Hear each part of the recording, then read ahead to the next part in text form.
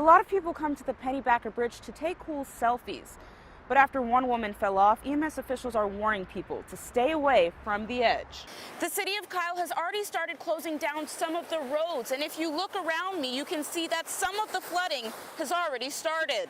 The Austin Police Department released this video showing an SUV quickly driving away from the scene. Zach Taylor says the security team won't only be checking coolers for glass, but other potential dangers like bombs or weapons. But as Bradley Blackburn shows us, there are several tools that could help save your life during an emergency. The security cameras at a California home caught a bear opening the door to the back seat of a car and getting himself a snack. A new study says that 25 kids per hour go to the ER for bike injuries. 11% of those are brain or head related. It turns out that the UT student actually lied when he told police that this is the bank where White forced him to withdraw $3,000.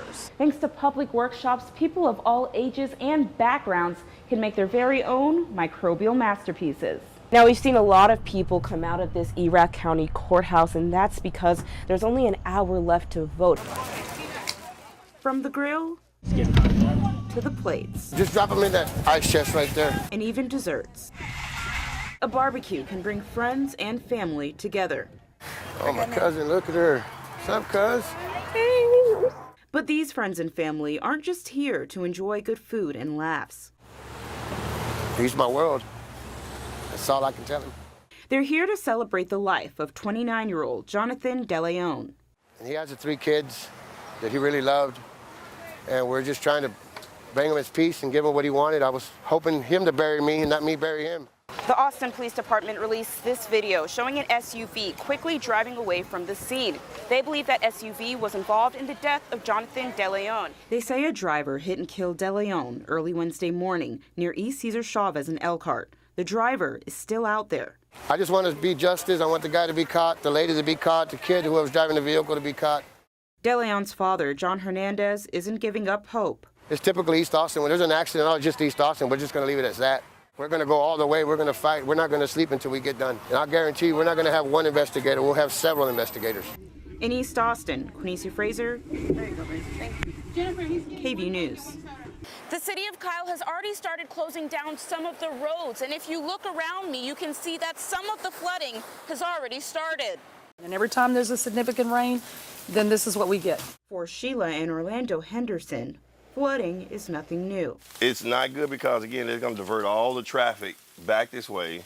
And I think at this point, being that we've been here for 20 plus years, that they would have probably have thought about this. Intense rain is causing the city of Kyle to close down several roads.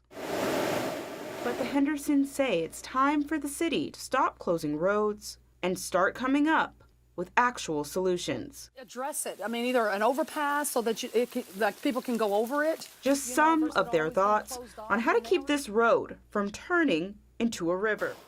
Be sure to stay with us. Our weather team's going to continue to keep an eye on this flooding. When people come in from outside of the lab and we show them what we're doing here, we usually have to say it a few times. Tara Rhoda may look like a scientist. So if I wanted to add texture, but she's actually an artist. As they approach the light box and I introduce the concept of painting with bacteria and mention that the bacteria is E. coli, all of a sudden the group that's approached immediately retracts. And it happens every time. She manages the BioArt Lab at the School of Visual Arts in New York. I kind of ease them back in and assure them that it's not the kind that they've heard about in the news. It's not the kind that can make them sick. Right. This is what's called agar art, bacteria painted on agar, the jelly-like substance used in petri dishes. And it's clear, it's transparent, and rather than immediately being able to see our art, we have to wait for it to grow. The E. coli used here are genetically modified for safety and to produce colorful pigments. But you don't have to be an expert to explore agar art. Thanks to public workshops, people of all ages and backgrounds can make their very own microbial masterpieces. This is GenSpace in Brooklyn, the world's first community biology lab. We have lots of different strains that have different colors.